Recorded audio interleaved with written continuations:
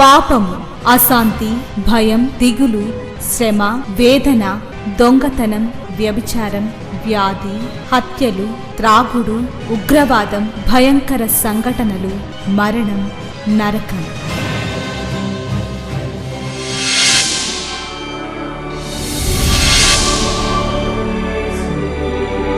సిలువలోనే పాప క్షమాపణ, పరిశుద్ధ జీవితం, ప్రేమ, వాక్య ధ్యానము, నెమ్మది, సహవాసం, నిత్య జీవం. శాంతి సోపానాలు, ఇవి శాంతి ప్రదాత బోధలు. చీకటిలో ఉన్న ప్రజలకు గొప్ప వెలుగు కలుగుటకు, చీకటిలో ఉన్న ప్రజలకు గొప్ప వెలుగు కలుగుటకు, చీకటి నుండి వెలుగునకు నడిపించే సోపానాలు. శాంతి సోపానాలు కార్యక్రమానికి మిమ్మల్ని ప్రేమతో ఆహ్వానిస్తూ ఉన్నాను. ఈ కార్యక్రమాలు మీ వ్యక్తిగతమైన ఆత్మీయమైన జీవితాన్ని, ఆ మాటకొస్తే మనమందరం కూడా కేంద్రీకరించవలసిన ప్రాముఖ్యమైన విషయం మన ఆత్మీయమైన జీవితాన్ని గురించి. ఈ ఆత్మీయమైన జీవితం వర్ధిల్లాలని కోరి ఈ కార్యక్రమాలు మీ ముందుకి తీసుకుని వస్తున్నాను. అయితే జీవితంలో ఎన్నో బాధలు, ఎన్నో కష్టాలు, ఎన్నో భయంకరమైన పరిస్థితులు, సవాళ్ళు, అనారోగ్యాలు, అవమానాలు, చింతలు, వేదనలు, ఇలా చెప్పుకుంటూ వెళ్తే ఎన్నో ఉంటాయి. వీటన్నిటి మధ్య ఆత్మీయమైన జీవితాన్ని ఎంతమంది వెతుక్కుంటూ ఉంటారు? ఆత్మీయంగా ఎక్కడ ఏ తప్పు చేయకూడదు, ఏ పొరపాటు చేయకూడదు, దేవునికి అయిష్టమైంది ఏది చేయకూడదు. దేవుడు నాకు సహాయం చేయాలి అంటే దేవునికి ఇష్టమైన వ్యక్తిగా ఉంటేనే దేవుడు నాకు సహాయం చేస్తారు అన్న జ్ఞానంతో ఎంతమంది జీవితాన్ని సరిచేసుకుంటూ ఉంటారు?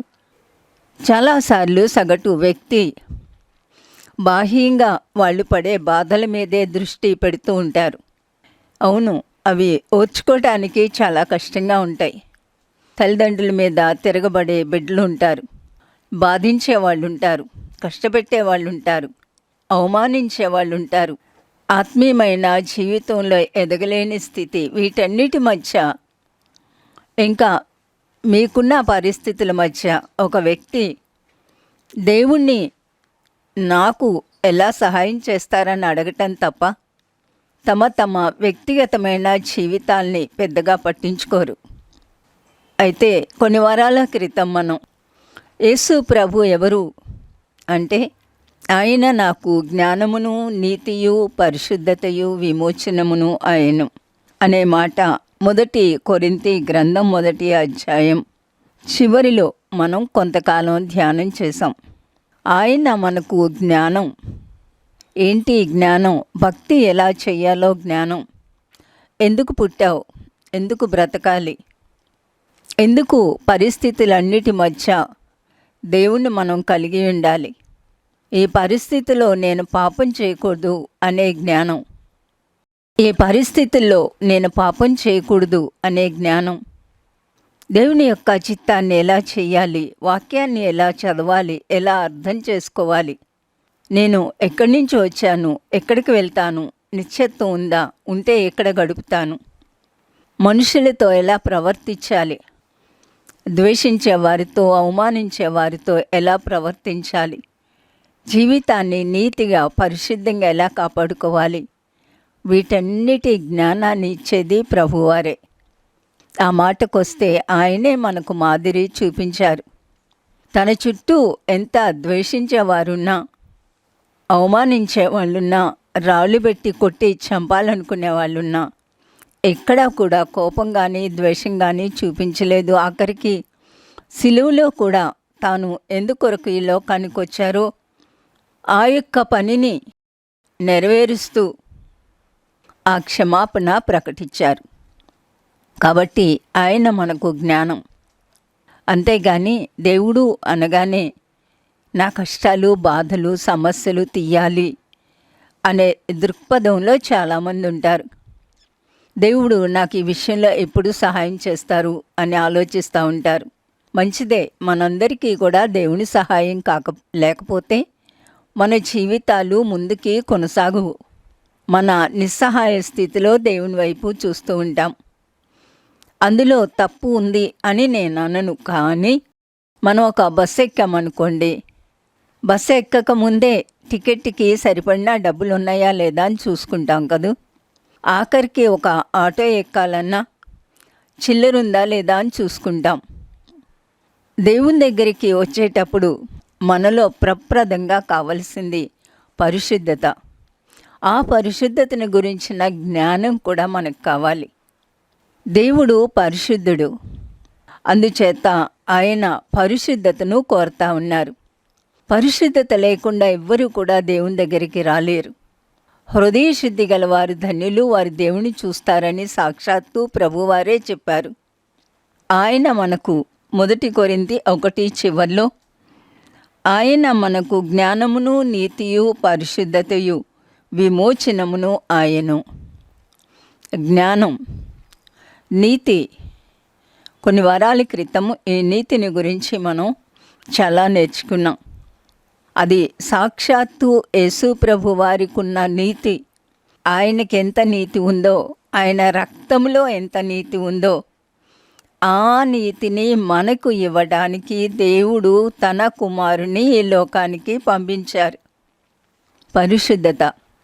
ప్రభువారు ఈ లోకంలో ఉన్నప్పుడు పరలోక ప్రార్థన నేర్పిస్తూ, పరలోకమందున్న మా తండ్రి, నీ నామము పరిశుద్ధపరచబడును గాక అనే పరిశుద్ధతను గూర్చిన మొదటి మాట నేర్పించారు. ఈ లోకంలో పరిశుద్ధత అనే పదమే లేదు. అసలు పరిశుద్ధత అనే పదం ప్రత్యేకించి ప్రభువారికి మాత్రమే చెందింది. పరిశుద్ధత, తేజోమయుడు, వెలుగు, మహిమ, పాపము లేని స్థితి.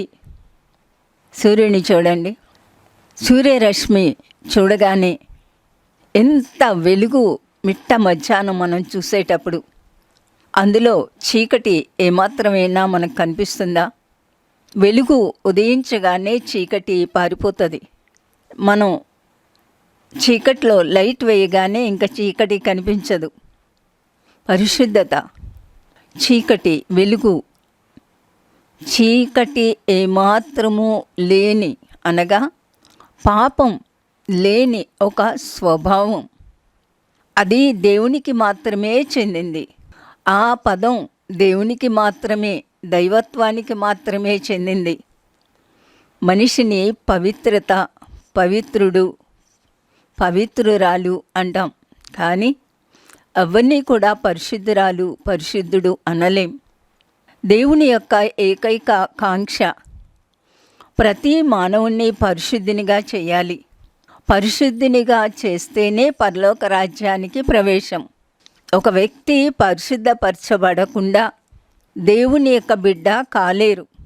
ఆ పరిశుద్ధత మనకు అనుగ్రహించడానికే ప్రభు తన రక్తాన్ని చిందించారు. ఆదాము అవ్వలు సృష్టించబడినప్పుడు దేవుని పోలిక, దేవుని యొక్క స్వరూపం అంటే వాళ్ళు పరిశుద్ధులుగానే సృష్టించబడ్డారు. ఎంతకాలం ఆ పరిశుద్ధులుగా ఉన్నారో, ఎన్ని సంవత్సరాలో, అవి 100లో 1000లో మనకు తెలియదు. బైబిల్ చరిత్ర ఆరంభించడం, బైబిల్ ఆ మాటకొస్తే మనిషి యొక్క చరిత్రే. ఆది మానవుడు పాపం చేసి పరిశుద్ధత కోల్పోయాడు, మహిమను కోల్పోయాడు, తన యొక్క అమాయకమైన స్థితిని కోల్పోయాడు, దేవునితో బంధాన్ని కోల్పోయాడు, సృష్టితో కూడా బంధాన్ని కోల్పోయాడు. ఆ మాట ఎందుకు చెప్తా ఉన్నాను అంటే, అప్పటి వరకు కూడా సృష్టి అంతా కూడా ఏ పాపము లేక ఏ అపవిత్రత లేకుండా, ముళ్ళ పొద అనేది లేకుండా చాలా రమ్యంగా ఉంది సృష్టి. మనిషి పాపం చేశాక సృష్టి కూడా పాడైపోయింది. నేను ఒకసారి మీటింగ్స్కి చాలా దూర ప్రాంతం కొండల్లో వెళ్ళి వస్తూ ఉన్నాను. ఆ కొండల మీద ఉదయం 5 గంటలకి బస్సు ఎక్కి వస్తూ ఉంటే అవన్నీ కొండలే. అది నవంబర్ నెల. ఎంత ఆహ్లాదకరంగా ఉన్నది అంటే అది నేను ఇప్పటికీ మర్చిపోను. ఆ కొండల్లో ఆ పువ్వులు, ఆ దృశ్యం నన్ను ఎంతో ఆకట్టుకుంది. ఎంతో అందంగా ఉన్నాయి. వాటి అందం నన్ను ఎంత ఆకర్షించింది అంటే నాకు ఏడుపు వచ్చినంత పని అయింది. ఎవరు చూస్తారని ప్రభు, ఎంత అందం, ఎంత రమ్యంగా ఈ అడవులు ఉన్నాయి అని నేను ఆలోచిస్తూ ఉండగా ఇంకా ఆ అందానికి నేను బొద్దురాలినైపోయాను. ఇంకా అలా చూస్తూ ఉన్నాను. అప్పుడు పరిశుద్ధాత్మ నా మనసుకి కొన్ని తలంపులు ఇచ్చారు. ఈ ప్రకృతికి, ఈ పువ్వులకి ఇంత అందం ఎందుకు ఉందంటే ఇక్కడ మానవుల యొక్క పాపపు గాలి సోకట్లేదు. పాపపు గాలి సోకక వాటి అందం వాటికే ఉంది. అప్పుడు అనుకున్నాను, మన చుట్టూ కూడా పూలు ఎంత బాగున్నాయి అనుకుంటాం కదా. ఒక్కొక్కసారి ఒక మల్లె పొద నిండా కూడా పూలు విరబూస్తే చాలా బాగుంటాయి. పూలు విరబూసే వరకు మనిషి ఉంచరు, మొగ్గలుగా ఉండగానే కోసేస్తారు. చాలాసార్లు ప్రకృతిలో ఉన్న అందానికి మనం మైమర్చిపోతూ ఉంటాం. ఇంత అందం సృష్టించిన దేవుడు, ఆయన ఎంత గొప్ప శిల్పకారి అయి ఉంటాడు. కానీ మనిషి సృష్టిలో ఉన్న అందాన్ని కూడా చెడగొట్టాడు. మానవుని యొక్క పాపాన్ని బట్టి ముండ్ల పొదలు, బలురక్కసి చెట్లు కూడా పుట్టాయి. మనిషి దేవునికి దూరమై నిజదేవుడెవరో వెతుక్కుంటూ ఉన్న పరిస్థితిలో మానవ జాతి దైవత్వం లేక ఇష్టమొచ్చినట్లుగా జీవిస్తూ ఉన్నాం. దేవునికి కావలసింది పరిశుద్ధత. ఎక్కడ పరిశుద్ధత ఉంటుందో అక్కడ దీనత్వం, జాలి, కనికరం, ప్రేమ, ఈ లక్షణాలన్నీ కూడా నివసిస్తూ ఉంటాయి. ఎక్కడ పరిశుద్ధత ఉండదో అక్కడ అపవిత్రత, కాముకత్వం, క్రూరత్వం, ద్వేషం, పగ, కక్షలు. ఆ మాటకొస్తే ప్రస్తుతం ప్రపంచం ఎలా ఉంది చెప్పండి? ప్రపంచం ఎలా ఉంది? దేశం ఎలా ఉంది? మనిషి ఎలా ఉన్నారు? 1-2 మాటలు చెప్పాలంటే ఎక్కడ చూసినా క్రూరత్వం, కామం. ఒక మనిషి మరొక మనిషిని ఎందుకు ద్వేషిస్తారు? మనిషికి తీర్పు ఉంది అనే సత్యం తెలియక ఇష్టం వచ్చినట్లుగా జీవిస్తూ ఉంటారు. మానవుని దగ్గర దేవునికి కావాల్సింది పరిశుద్ధత. మనిషికి దేవుని దగ్గర కావాల్సింది అవసరాలు తీర్చుకోవడం, బాధలు, కష్టాలు, జబ్బులు, సమస్యలు తీరడం. అవును, మన పరిస్థితి అదే కావచ్చు. కానీ మనం దేవుని బిడ్డలంగా జీవించాలి అంటే దేవుడు అనుగ్రహించే ఆ పరిశుద్ధత మనకు కావాలి. పేతురు రాసిన మొదటి పత్రిక 1వ అధ్యాయం 14-15 వచనాలు కలిసి ఉన్నాయి. నేను పరిశుద్ధుడినై ఉన్నాను గనుక మీరును పరిశుద్ధులైండుడని వ్రాయబడి ఉన్నది. కాగా మీరు విధేయులగు పిల్లలై మీ పూర్వపు అజ్ఞాన దశలో మీకుండిన ఆశలను అనుసరించి ప్రవర్తింపక మిమ్మును పిలిచిన వాడు పరిశుద్ధుడై ఉన్న ప్రకారము మీరును సమస్త ప్రవర్తన యందును పరిశుద్ధులైండుడి. సమస్త ప్రవర్తన యందు ఒక వ్యక్తి ఎలా పరిశుద్ధంగా జీవించగలరు? అది అసాధ్యం. అందుకే దేవాది దేవుడు సెలవిచ్చారు, మిమ్ముల్ని పరిశుద్ధపరిచే యెహోవాను నేనే. ఆ పరిశుద్ధత ఇచ్చే పని, పరిశుద్ధపరిచే పని నాది అంటూ లేవీకాండంలో అనేక సార్లు ఈ పరిశుద్ధతను గురించి మాట్లాడారు. లేవీకాండం 20వ అధ్యాయం 26వ వచనంలో, లేవీకాండం 21వ అధ్యాయం 8, 15, 23, 22వ అధ్యాయం 15, 9, 33 వీటన్నిటిలో కూడా నేను పరిశుద్ధుడను, మిమ్మల్ని పరిశుద్ధపరిచే యెహోవాను, మిమ్మల్ని పరిశుద్ధపరిచే యెహోవాను, నేను మిమ్మల్ని పరిశుద్ధపరచువాడను అనే మాట పదే పదే పదే పదే ప్రభువు నొక్కి ఒక్కాణించారు. ఈ పరిశుద్ధత కొరకు మనం ప్రార్థన చేసుకోవాలి. యేసుక్రీస్తు జ్ఞానమును, నీతియు, పరిశుద్ధతయు. ఎక్కడ జ్ఞానముంటుందో, ఎవరు జ్ఞానవంతులో వాళ్ళు పరిశుద్ధత కొరకు అపేక్షిస్తూ ఉంటారు, పరిశుద్ధతను కాపాడుకుంటారు. అందుకే ప్రభువారు పరిశుద్ధాత్మను మనకు వాగ్దానం చేశారు.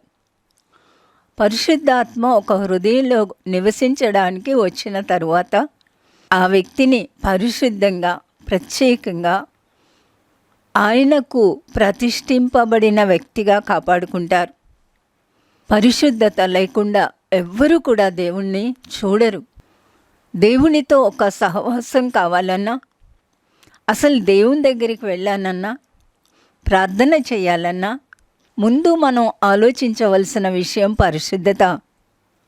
అంచేత ప్రార్థన చెయ్యకముందు, ప్రభువా నన్ను మీ రక్తంలో కడగండి, నన్ను పరిశుద్ధపరచండి, పరిశుద్ధంగా మీ సన్నిధిలోనికి రావడానికి సహాయం చేయండి, పరిశుద్ధతను కాపాడుకోవటానికి సహాయం చేయండి.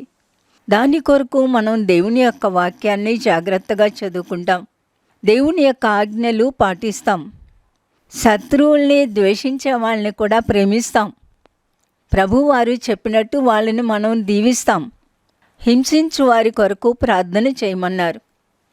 క్రైస్తవ్యంలో ఉన్న విశిష్టత అదే. ఇంకా ఈ మాటలు వినే ఎవరిలోనైనా కోపాలు, ద్వేషాలు, కక్షలు, అసూయలు ఉంటే ఇవన్నీ కూడా తీసివేయమని దేవుణ్ణి అడగాలి. మనల్ని పరిశుద్ధపరచమని దేవుణ్ణి అడగాలి. ఈ పరిశుద్ధతను పాత నిబంధనలో భక్తులు చూడలేక, దేవాది దేవుణ్ణి చూడలేక ఆయన యొక్క పరిశుద్ధత ముందు భయపడిపోయారు, సాష్టాంగపడ్డారు. యెషయా గ్రంథం 6వ అధ్యాయంలో ఆ మహాభక్తుడు ఒక గొప్ప దర్శనాన్ని చూశాడు. యెషయా గ్రంథం 6వ అధ్యాయంలో 1-2వ వచనంలో 2వ లైన్ని చదువుతున్నాను. అత్యున్నతమైన సింహాసనమందు ప్రభు ఆసీనుడైండగా నేను చూచితిని. ఆయన చొక్కాయి అంచులు దేవాలయమును నిండుకొనెను. ఆయనకు పైగా సెరాపులు నిలిచియుండిరి. ఒక్కొక్కరికి 6 రెక్కలుండెను. ప్రతివాడు 2 రెక్కలతో తన ముఖమును, 2తో తన కాళ్లను కప్పుకొనుచు 2తో ఎగురుచుండెను. వారు సైన్యములకు అధిపతి యెహోవా పరిశుద్ధుడు, పరిశుద్ధుడు, పరిశుద్ధుడు, సర్వలోకము ఆయన మహిమతో నిండియున్నదని గొప్ప స్వరముతో గాన ప్రతిగానములు చేయుచుండిరి. సైన్యములకు అధిపతి యెహోవా పరిశుద్ధుడు, పరిశుద్ధుడు, పరిశుద్ధుడు. ఇంగ్లీష్లో హోలీ, హోలీ, హోలీ అంటారు. పరిశుద్ధత ఇది మానవులకి అందని ఒక భావన, మనం ఊహించలేని ఒక లక్షణం. అది దైవిక లక్షణం. ఆ పరిశుద్ధతను మానవునికి ఇవ్వడానికి ఆయన పరిశుద్ధమైన రక్తాన్ని కార్చారు. ఆయన పరిశుద్ధుడిగా జీవించారు. నాలో పాపమున్నదని మీలో ఎవరు స్థాపించగలరు అని సవాల్ చేశారు. న్యాయస్థానంలో తీర్పుకు నిలబడినప్పుడు గవర్నర్ ఈయన నీతిమంతుడు అన్నారు. ఆయన అప్పగించిన యూదా ఇస్కరియోతు ఈ నీతిమంతుని రక్తం అన్నాడు. ప్రజలు ఆ రక్తం మా మీద ఉండునుగాక అన్నప్పుడు పిలాతు ఈ రక్తం నా మీద ఉండకూడదు అని చేతులు కడుక్కున్నాడు.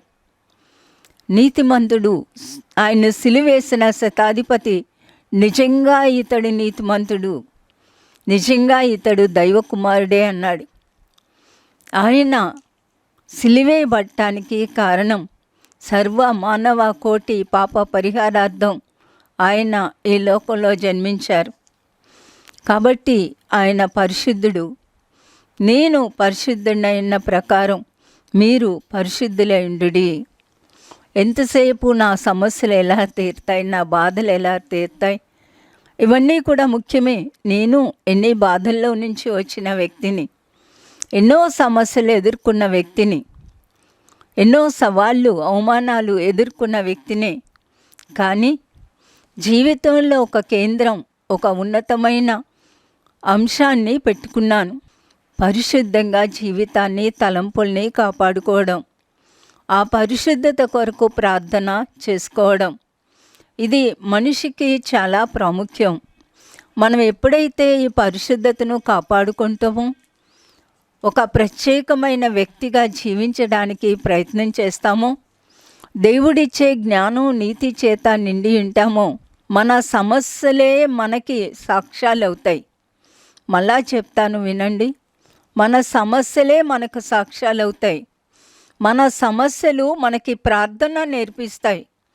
మన సమస్యలు మనం కన్నీటితో మనల్ని మనం శుద్ధి చేసుకొని దేవుని పాదాలు పట్టుకోవడానికి సహాయం చేస్తాయి. విశ్వాసం నేర్పిస్తాయి. ప్రార్థనలో మనం ఎదుగుతాం, దేవునికి సన్నిహితులం అవుతాం. కాబట్టి దేవుడు మన సమస్యలు తీర్చడం ఎంత ముఖ్యమో, దేవునికి మనం సన్నిహితంగా జీవించడం కూడా అంతే ముఖ్యం. మనం ఎవరైనా ఏదైనా అడిగితే ఎవరికి ఇస్తాం చెప్పండి? బయట వాళ్ళు వచ్చి అడిగితే, లేకపోతే మన ఇంటికి ఎవరైనా బిచ్చగాళ్ళు వస్తే, ఎవరైనా బయట వాళ్ళు అడిగితే వాళ్ళు అడిగినంత మనం మామూలుగా ఇచ్చేస్తాం. అదే మన సొంత వాళ్ళు, మన బిడ్డలు, లేక మన తల్లి తండ్రి, ఆప్తులు, స్నేహితులు ఏ చిన్న విషయం అడిగినా ఆప్యాయంగా ఇస్తాం, ప్రేమగా ఇస్తాం. సరిపోయిందా లేదా అని అడుగుతాం. ఇంకొంచెం పట్టుకెళ్ళు అంటాం.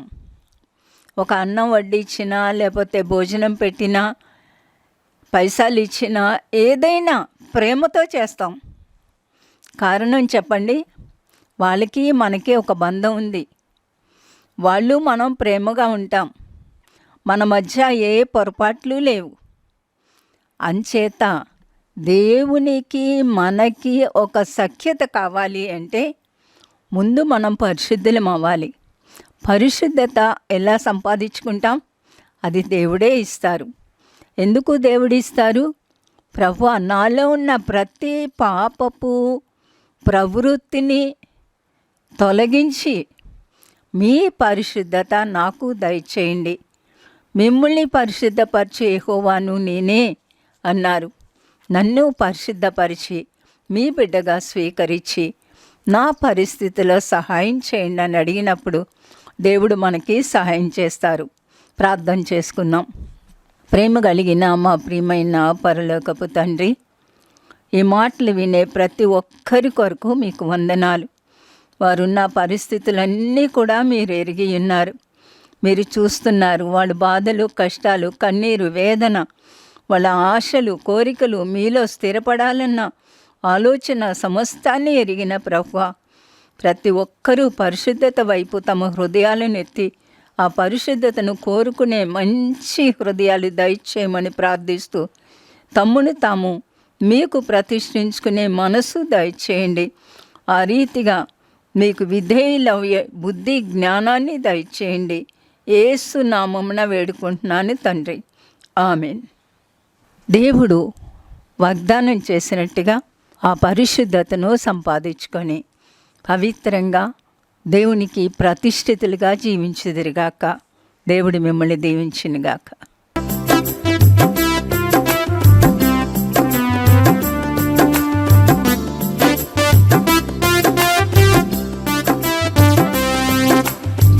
ప్రియా యేసు రాజును నే చూచిన చాలు, మహిమలోనే నాయనతో ఉంటే చాలు. ప్రియా యేసు రాజును నే చూచిన చాలు, మహిమలోనే నాయనతో ఉంటే చాలు. నిత్యమైన మోక్ష గృహము నందు చేరి, నిత్యమైన మోక్ష గృహము నందు చేరి, భక్తుల గుంపులో హర్షించిన చాలు, భక్తుల గుంపులో హర్షించిన చాలు. ప్రియా యేసు రాజును నే చూచిన చాలు, మహిమాలోనే నాయనతో ఉంటే చాలు. ప్రియా యేసు రాజును నే చూచిన చాలు, మహిమాలోనే నాయనతో ఉంటే చాలు. యేసుని రక్తమందు కడుగబడి, వాక్యం చే నిత్యం భద్రపరచబడి, యేసుని రక్తమందు కడుగబడి, వాక్యం చే నిత్యం భద్రపరచబడి, నిష్కళంక పరిశుద్ధులలో పేదను నేను, నిష్కళంక పరిశుద్ధులలో పేదను నేను.